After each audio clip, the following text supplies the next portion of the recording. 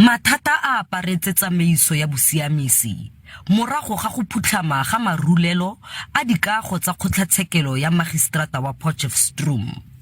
Dipaakanyo tsa dikgato tseo di ne tsa kgoreletsega nakwana ka ntlha ya tatofatso ya basenyi. Fela bothati bo ne bo a tsibosiwa ka go sa sireletsegang ga dikgato tseo.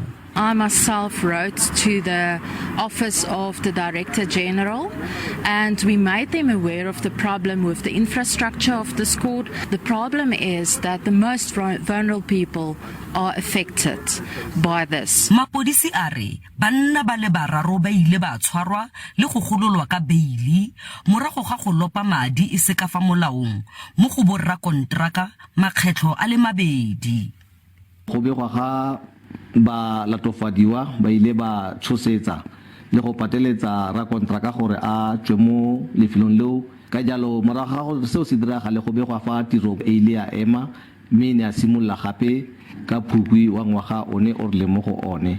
Kgabagare lefapha la bosiamisi la re dikgato tseo di tlile go nna di tswetswe fa go tsweletswe go sekaseka boleng jwa tshenyo.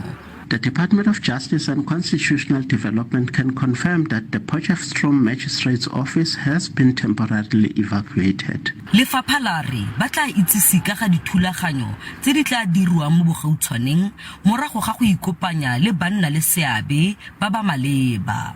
Sentle English, SABC News, Potchefstroom.